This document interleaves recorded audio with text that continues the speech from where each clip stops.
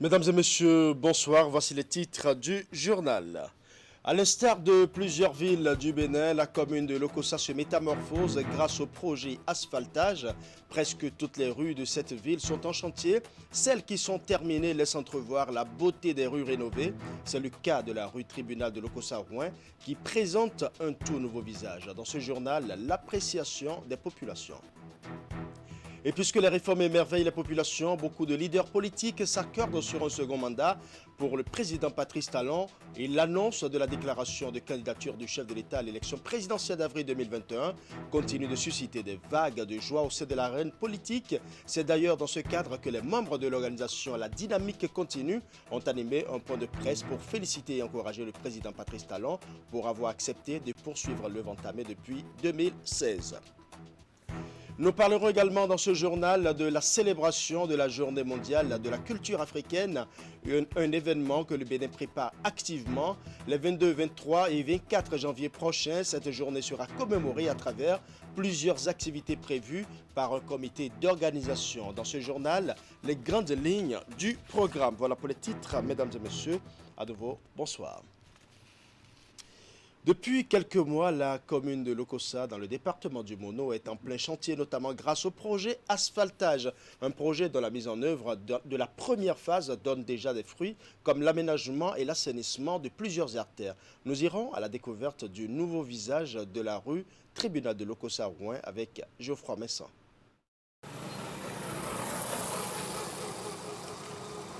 Gaudens et Isaac sont des usagers de cette route.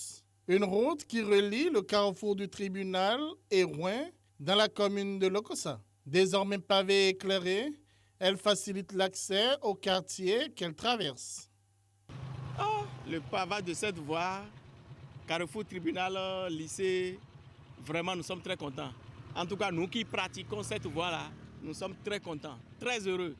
Surtout avec les lumières qu'on a placées de part et d'autre de la voie. Nous sommes très contents. Le tronçon carrefour du tribunal, Rouen, dessert deux arrondissements de la commune de Lokossa. Il s'agit de l'arrondissement central et de l'arrondissement de Rouen. Pendant des années, des décennies, on ne prend pas cette voie-là, mais c'était l'obscurité totale. Quand tu es en ville là-bas et tu dois revenir à la maison, tu ne vas même pas trouver de ZEM. Quand tu dis aux ZEM que tu vas à tel endroit, on te dit non. Ou bien s'ils doivent venir, mais c'est des montants très élevés qu'on vous demande. Mais maintenant là, vous dites que vous allez à la maison, vous indiquez la maison, les ZEM ne disent plus rien. C'est facile. Et on vient ici facilement, à n'importe quel moment de la nuit, on passe par ici. Et nous sommes très contents, très très contents. Le tronçon est long de 2 km 886. Grâce à la première phase du lot A du projet asphaltage, en cours dans la commune, il subit des travaux d'aménagement et d'assainissement qui ont permis de mettre des pavés sur les 2/3 de sa longueur. À cela s'ajoute l'éclairage public qui est désormais fonctionnel sur une grande partie du tronçon avec l'utilisation de panneaux photovoltaïques. C'est bon. Ça, c'est très bien passé. Tout a bien marché. C'est bien. Ils ont bien travaillé quand même.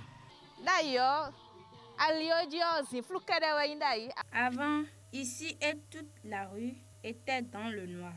Mais maintenant, l'éclairage public a été installé et tout est beau à voir. Je n'ai plus peur de passer par ici. Je suis très heureuse et je remercie Dieu et le chef de l'État.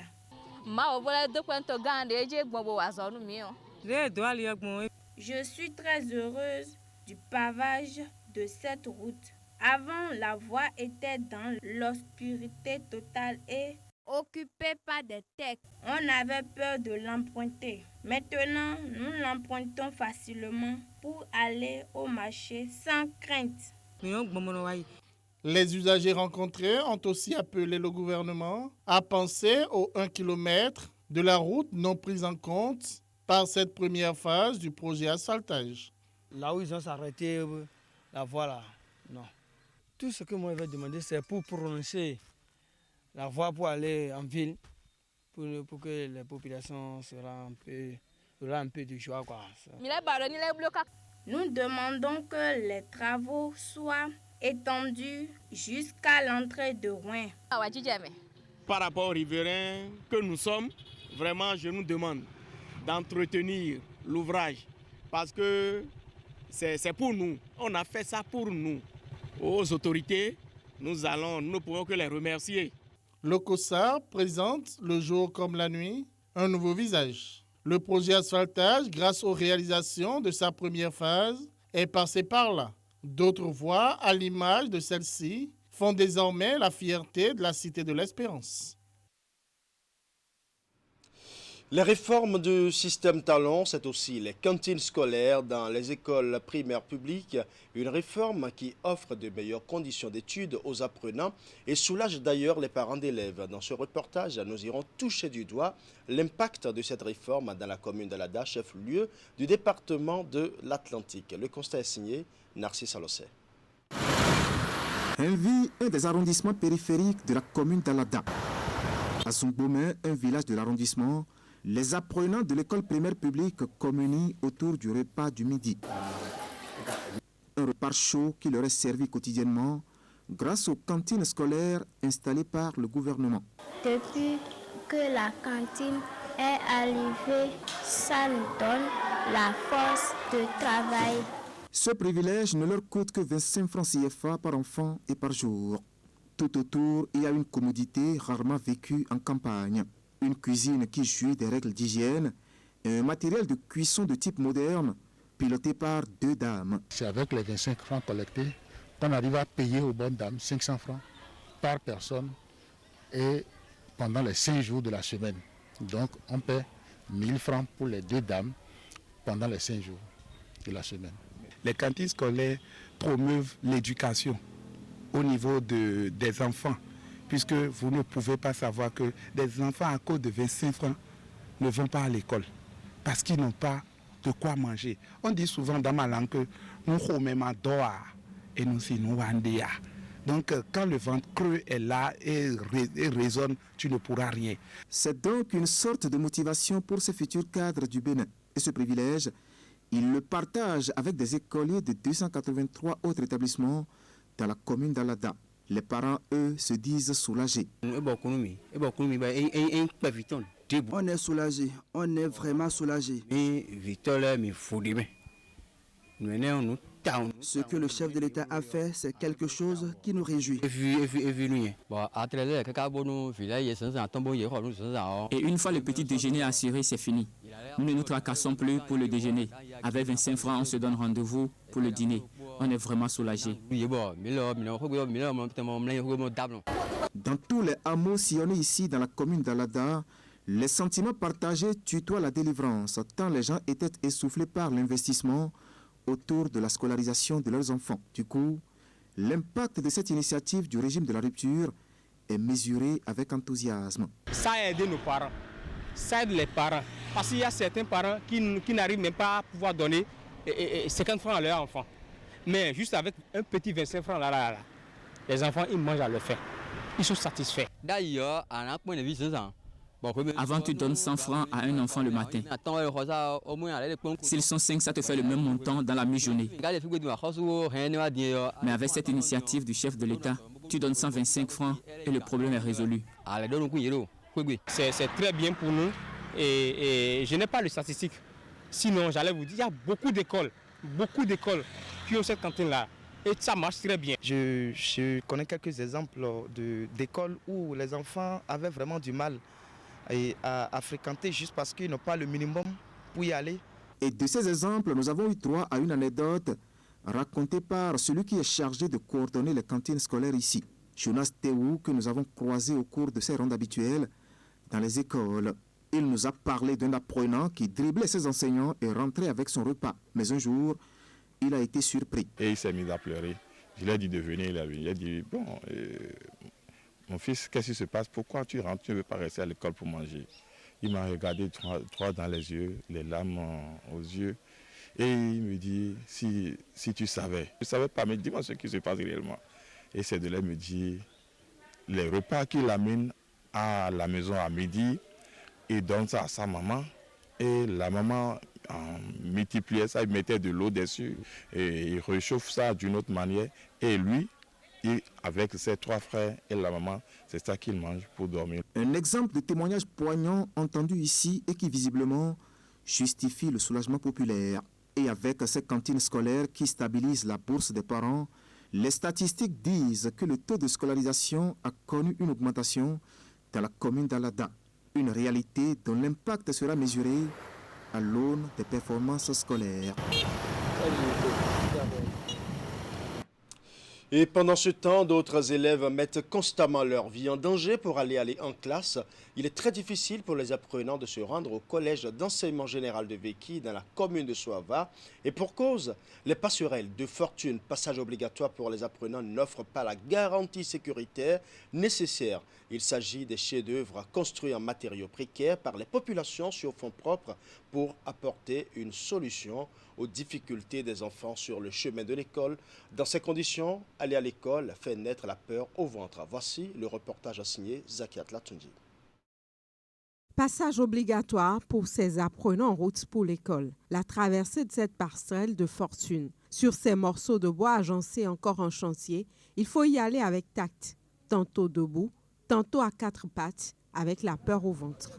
C'est une réalité quotidienne ici à Veki dans la commune de Soava.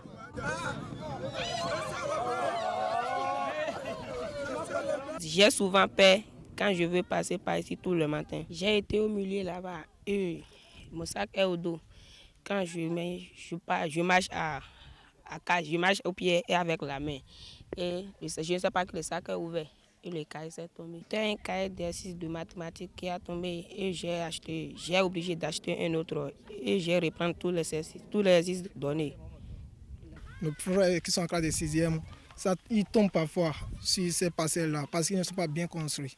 La passerelle est l'œuvre des parents d'élèves soucieux de trouver une réponse aux difficultés d'accès à l'école de leurs enfants. Elle a été réalisée sur souscription volontaire lancée dans la communauté.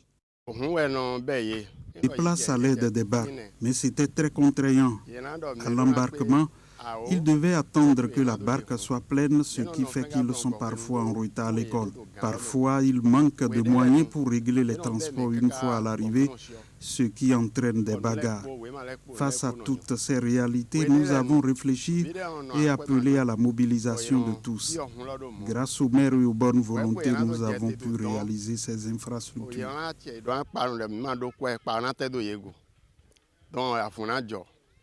C'est une passerelle encore en chantier. Elle bénéficie chaque jour du regard attentif de plusieurs jeunes et sages qui l'ajustent aux besoins pour garantir la sécurité des apprenants et de différents usagers. Mais en réalité, il faut passer par 3 différentes passerelles pour quitter Sochankwe et se rendre au collège de Veki. Les 2 premières ont été réalisées en octobre 2020. C'est vrai, c'est des trucs qui ne sont pas durables. Parce que d'ici 1 an, si vous revenez ici, vous ne verrez aucun matériel.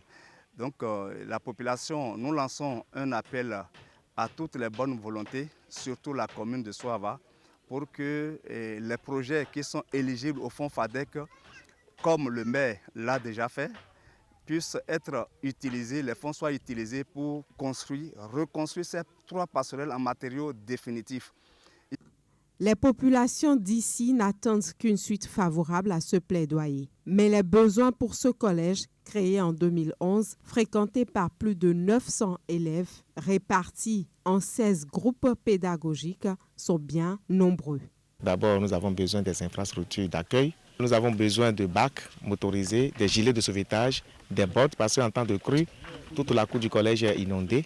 Si on peut nous clôturer aussi le collège parce que c'est un endroit très ouvert, il y a beaucoup de bœufs qui viennent faire du désordre là, avec des mouches. En matière d'hygiène, ce n'est pas du tout intéressant.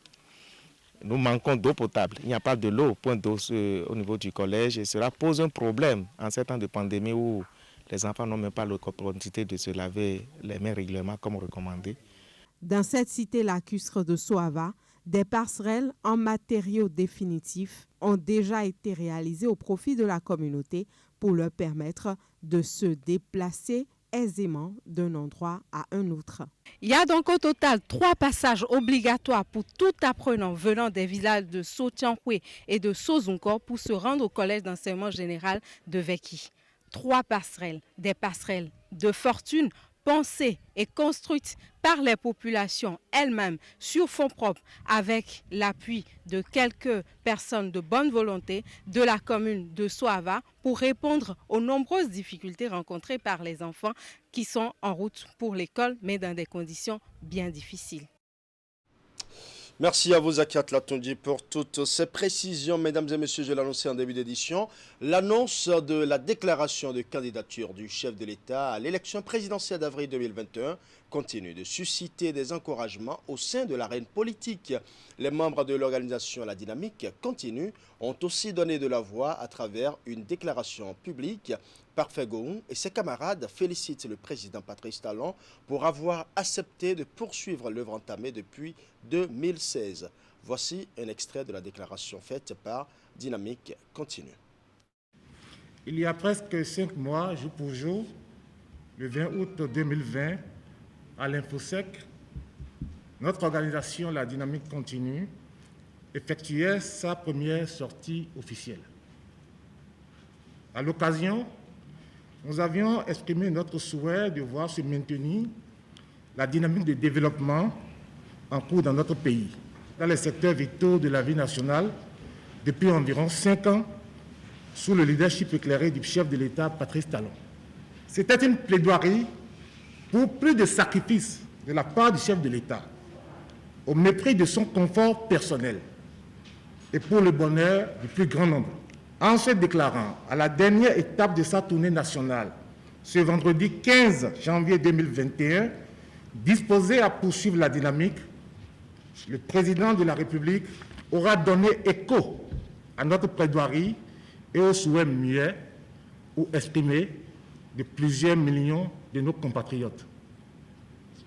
L'association La Dynamique Continue est fière d'avoir été parmi les apôtres de cet appel à poursuivre les œuvres de développement qui changent et transforment positivement le visage de notre pays.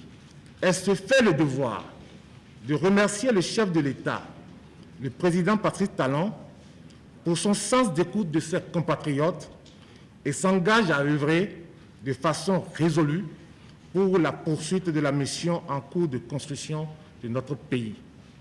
Fort de la légitimité que confère cette adhésion populaire, vécue dans chacune des 77 communes lors de la tournée de reddition de comptes, et de la légalité de cette deuxième candidature, conférée par le rejet de la réforme du mandat unique, le président Patrice Talon descend à l'arène à juste titre. Et la dynamique continue. Demandeur et précurseur de cette perspective, active déjà ce démembrement sur l'ensemble du territoire national en vue d'une victoire écrasante dès le premier tour du scrutin du 11 avril 2021. Nous voudrions lancer un appel à toute la classe politique et l'inviter à observer durant la période préélectorale qui s'ouvre dès maintenant des comportements responsables et constructifs en vue de la sauvegarde de la paix, de l'unité nationale et du développement harmonieux de notre commune patrie. La nouveauté de la loi de finances 2021 était au cœur d'une formation initiée au profit des experts comptables et comptables agréés du Bénin. Une formation organisée par l'Ordre des experts comptables du Bénin avec l'appui de la Direction générale des impôts pour actualiser les connaissances des participants. Tanguy Agoyi pour les détails. Les experts comptables et comptables agréés sont à l'école des spécificités fiscales de la loi des finances 2021. La rencontre est de tradition et se tient au début de chaque année pour les mettre au parfum des enjeux de cette loi. La Direction générale des impôts entend ainsi faire d'eux des partenaires au point capables de répondre aux originalités, restrictions et conduites nouvelles imposées par la pandémie du coronavirus. Cette année, il s'agit par rapport aux effets de la crise sanitaire que nous avons connue ou que nous vivons, de relancer notre économie également par des mesures fiscales qui sont contenues dans cette loi de finances. C'est important pour eux de comprendre tout ceci pour que les relations avec le fisc se déroulent très bien. Les experts comptables et comptables agréés s'offrent ainsi l'opportunité de se recycler, de s'informer et d'en apprendre un peu plus au sujet des innovations dans la loi des finances. En dehors des normes fiscales, en effet, la loi de cette année impose de nombreuses conduites inhabituelles dans la vie du comptable qui appellent à des démarches plus professionnelles dans l'assistance des entreprises. Une des mesures reconduites, c'est le dépôt en ligne des états financiers qui ne sont plus déposés physiquement. Pour des entreprises qui font 250 millions de chiffre d'affaires, qui ont 125 millions de total de bilan, qui emploient 50 personnes en moyenne sur l'année, lorsque 2 sur 3 de ces seuils sont atteints, elles ont l'obligation de nommer un commissaire aux comptes, expert comptable, membre de l'ordre des experts comptables du Bénin. Le défaut de cette nomination est désormais passible d'une pénalisation fiscale au niveau du service des impôts. 2 administrateurs des impôts ont été sollicités pour offrir cette matinée d'actualisation de connaissance de l'information fiscale aux participants. L'ordre espère engager ainsi l'année fiscale plus aguerrie et sûre de son apport aux différentes entreprises. Parlons santé à présent. La France appuie une fois encore le gouvernement béninois dans sa lutte contre la pandémie de Covid-19. C'est à travers la remise d'un 2e lot d'équipements médicaux et des matériels roulants. La cérémonie s'est déroulée ce mardi au ministère de la Santé. Reportage. La France, à travers son agence de développement, réaffirme une fois encore son engagement aux côtés du gouvernement béninois dans la riposte contre la pandémie de Covid-19. En témoigne la remise de ces équipements sanitaires et matériels roulants au profit du ministère de la Santé. Ceci grâce au projet Équité qui bénéficie d'une subvention de près de 8 milliards de francs CFA, dont une part est dédiée à la lutte contre les effets de la Covid-19 au Bénin. Ce partenariat entre la France et le Bénin dans le domaine de la santé trouve aussi toute son application dans la lutte contre la pandémie de la Covid-19. Nous avons réussi à dégager des sommes complémentaires pour en tout consacrer 3 millions d'euros à un appui au ministère. Et moi je voulais saluer ce matin la réactivité et l'excellent état d'esprit dans lequel nous travaillons ensemble pour prévenir, pour faire des tests. Et c'est l'occasion pour moi vraiment de vous remercier chaleureusement pour votre engagement et l'engagement de vos services quand nous sommes, nous, touchés par cette pandémie. Cette 2e contribution de la France en soutien au plan de riposte de l'État béninois est composée de 34 000 tests PCR Covid-19, 44 000 kits de prélèvement et 5 ambulances pour le département des Collines. Sont également réceptionnés par le ministre Benjamin Humpati 4 véhicules dont 2 sont destinés à l'agence de transfusion sanguine du département des Collines et les 2 autres à celle des départements du Borgou-Ali-Bori. Il me plaît de saluer le rôle stratégique important joué par Enabel dans la mise en œuvre du projet Équité qui a permis l'acquisition dans des délais relativement courts de ce lot de matériel roulant et de ces tests de dépistage. Ce matériel contribuera sans nul doute à améliorer de manière substantielle les capacités de diagnostic des populations en ce moment de recrudescence des cas partout dans le monde et au Bénin également évidemment, ainsi que le transfert et la prise en charge des patients atteints de la Covid-19. Monsieur l'ambassadeur, cette cérémonie m'offre une fois encore l'occasion de saluer votre engagement tangible aux côtés du ministère de la Santé et surtout du gouvernement du Bénin face à cette pandémie de la Covid-19. Je voudrais exprimer également la reconnaissance du gouvernement du Bénin à Enabel et à son partenaire stratégique qu'est l'Agence française de développement, ainsi qu'à l'équipe du projet Équité pour les efforts fournis afin d'aider le pays à limiter les flambées épidémiques. Les matériels roulants et équipements sanitaires faisant l'objet de cette cérémonie sont d'une valeur de 460 millions de francs CFA. À travers cet accompagnement, la France réitère sa disponibilité aux côtés de l'État pour circonscrire les dégâts liés à la Covid-19.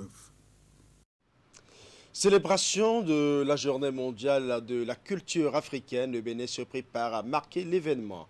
Les 22, 23 et 24 janvier prochains, cette journée sera commémorée à travers plusieurs activités prévues par un comité d'organisation. Face à la presse, le comité a annoncé les grandes lignes de l'événement suivant. Depuis cette salle de théâtre du Centre culturel artistique Africa à Cotonou, les manifestations entrant dans le cadre de la célébration de la Journée mondiale de la culture africaine sont lancées. Les 22, 23 et 24 janvier prochains, le Bénin va vibrer aux couleurs des réalités d'Afrique et le comité d'organisation, à travers cette conférence de presse, vient annoncer son utilité et le contenu du programme concocté. La JMCA, c'est bien sûr un sigle, mais ce sigle, si jamais l'Africain que nous sommes, Béninois que nous sommes, nous laissons les Occidentaux, nous laissons d'autres continents nous arracher cette journée de l'Afrique, on aurait tout perdu. Personne au monde ne peut compter son histoire que par lui-même et non par l'autre.